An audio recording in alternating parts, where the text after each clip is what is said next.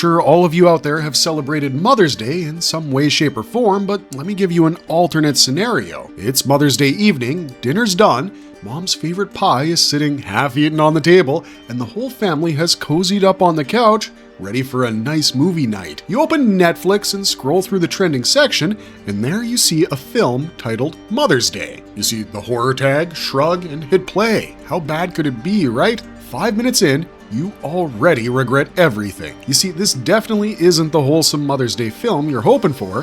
What you actually signed up for is the story of three friends, Abbey, Jackie, and Trina, who head out for a quiet camping trip in the woods of New Jersey and end up crossing paths with a deeply unhinged woman the locals call Mother, and her two savage man-child sons, Ike and Addley. Pretty soon, a relaxing getaway turns into a brutal nightmare that will have you side-eyeing your entire family by the time the credits roll. And the story behind making this film is almost as insane as the movie itself, so without wasting any more time, here are 10 crazy facts about the 1980 Troma cult classic, Mother's Day. The real story of the house. If you've watched this cult horror classic, I bet the house gave you the creeps. Allow me to turn the creep factor up a bit. Director Charles Kaufman chose an actual abandoned house in the woods of Newton, New Jersey. No one had lived in it for 15 years before shooting began, and guess why? Because it had been the site of a murder. Yup, you heard that right. The previous house owner was murdered there, and right before filming, they even found a corpse inside,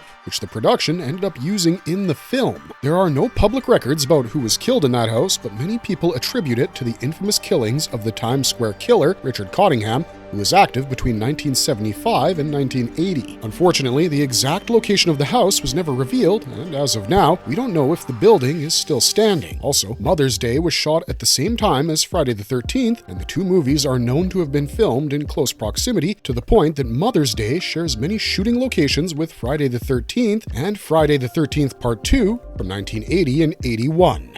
The movie was banned, cut, and treated like toxic material. You see, Mother's Day isn't the kind of film that justifies its title. There's nothing warm or sweet here. For starters, you've got blood spurting out of a severed neck, sexual assault, and psychological torment. There's also a sequence where one of the sons is stabbed with a car antenna through the throat and chopped in the crotch with a hatchet. His brother got a can of Drano down his throat and was hit over the head with a television set. The viewers then literally look in through the TV screen as the victim is electrocuted. Many critics claim that the emotional cruelty was worse than the gore itself, and the movie was called out for over-the-top depictions of violence against women. Kevin Thomas of the LA Times stated, "Any traces of talent and dark humor that might show through Mother's Day are drowned out by the cynicism and horrendousness of the entire enterprise." Roger Ebert, too, hated the film and gave it 0 stars in a review. Of course, such extreme violence called for heavy censorship, and Mother's Day was heavily trimmed upon its release in Germany. It became one of the very few films in West Germany which was not only prohibited, but whose film reels were actually confiscated by the authorities. It was even refused a rating in the United Kingdom. Their film rating board, the BBFC, rejected the film outright in 1980 and banned it from distribution. The American media, too, cut major chunks from it, and in Australia, it was released uncut with an R18+ rating in 1983, but it was later banned in 1985 after a re-review by the censors. Catherine Chaplin of the Charlotte Observer wrote that the movie was so gruesome it makes censorship seem like a good idea. In fact, when Mother's Day was released unrated in the US, a lot of critics and audiences assumed the filmmakers skipped the MPAA process to avoid getting slapped with an X rating. According to the producers, however, the movie was never submitted to the MPAA in the first place. They reportedly didn't care whether it would have earned an R or an X, and with such a tiny budget, they also didn't want to waste money going through the ratings process at all. It was written as a satire, which makes the final result even weirder. Believe it or not, Mother's Day was meant to be a satirical film. Film scholar John Kenneth Meare noted that the movie is considered a satire of our TV society, since the film is littered with references to pop culture. You'll see trick cereal and death by a television set. Although Meare was dismissive of the final product, we agree that, on the surface, Mother's Day does do a good job at delivering the elements of exploitation cinema. There's a whole lot of blood, nudity, and outrageous violence, but if we look a little deeper, there's a streak of biting satire. The victims in this movie aren't teenagers looking for hookups. Instead, they're career-oriented women running their own lives before heading into the woods where their independence and optimism are shattered by a rural family fixated on an idealized version of 1950s American life. The movie does portray a clash between feminist ideas ideas and patriarchal violence, which gives Mother's Day a subtle layer of social commentary. However, the movie handled everything so poorly that most of the nuance was buried under the outrageous sexual exploitation. One moment it's trying to say something meaningful, but the next it drives straight into tasteless shock value. You're never really sure if Kaufman is making fun of misogynistic horror tropes or just leaning into them, and trust us, we're kinda horror buffs, but some of the nastier scenes in Mother's Day go a little too far even for hardcore horror fans. In the end, what began as a parody of the backwoods brutality we see in things like the Texas Chainsaw Massacre or Deliverance turned out to be an amateur take on the idea, and it got buried under sadism. Even the film's theatrical release poster is a direct dig at the classic painting known as Whistler's Mother. A real off-screen romance made the shoot even more awkward. As if the set wasn't uncomfortable enough already, one of the psycho murderous brothers reportedly started a real off-screen relationship with one of the actresses playing a victim. Kaufman reportedly stepped in and asked them to pause things until filming ended. Understandable. Shooting scenes of torture and humiliation is difficult in and of itself, and Kaufman was concerned that if the actors were romantically involved, they would have failed to deliver the terror needed. It's said the actors complied with the director, so no harm, no foul.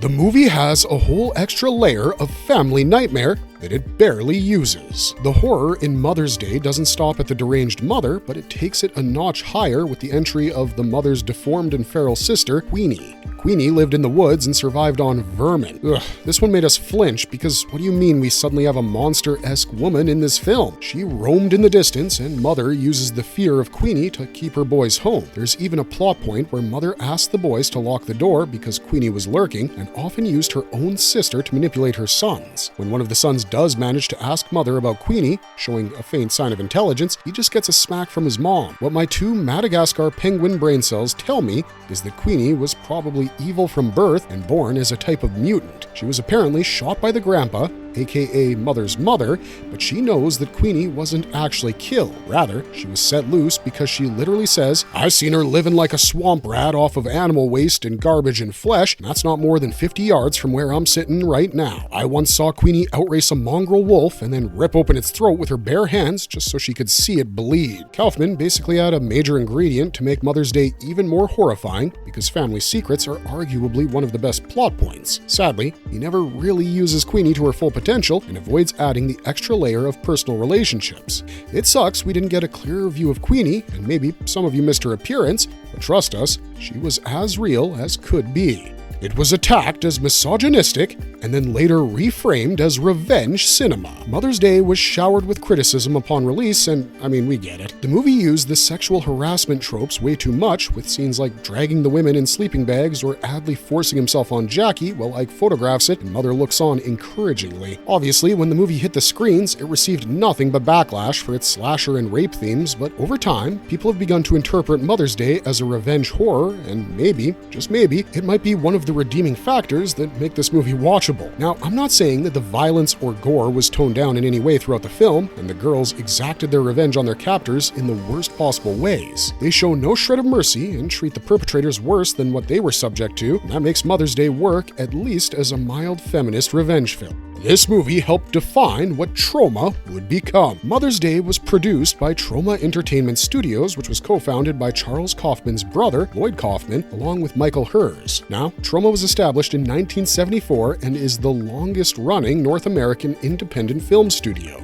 Troma's niche was B-movies, and many of them played on the 1950s horror elements of blood splatter and comedy, but Troma didn't get much recognition until it started making movies like The Toxic Avenger from 1984 and Class of Nukem High in 1986, all of which revolved around graphic violence. Compared to those films, Mother's Day is pretty tame, though it does fit right in with the rest of Troma's roster. This movie has torture, abduction, and sexual assault tied in with dark humor, but even then, it had something that most Troma films later on lacked: a certain level of competence and occasional suspense. A lot of Troma's later films push much farther into deliberately offensive shock-for-shock's sake territory. Mother's Day is also noticeably lighter on the nudity and sleaze that would become staples of later Troma films. All that said, it's undeniable that Mother's Day, which was Troma's brainchild and was produced on a meager budget of $115,000, became a blueprint for them and helped the studio make a name for itself by creating unique and weird films with very little money,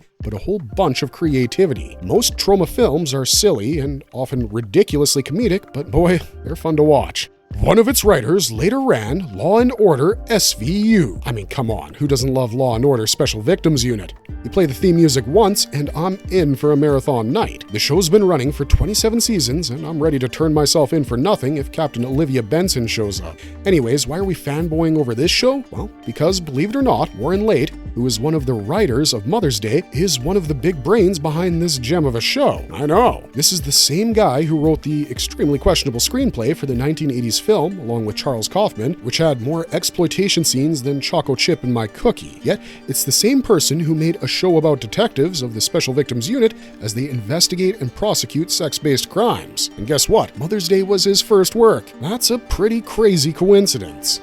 Several actors used fake names because it was a non-union production. The production for Mother's Day was so damn campy and low budget that there was no chance for it to operate under the rules of the union. And that's exactly why the cast members had to hide behind pseudonyms. Honestly, that kind of adds to the film's grimy exploitation atmosphere. For example, Frederick Coffin was credited as Holden McGuire, Michael McCleary became Billy Ray McQuaid, Beatrice Pons appeared as Rose Ross. According to co-star Nancy Hendrickson, Pons had to use a fake name because her SAG membership prohibited her from working on any non-union productions, but she wanted the role so badly that she risked violating the union's global Rule 1 policy and hoped she wouldn't be recognized or penalized for it.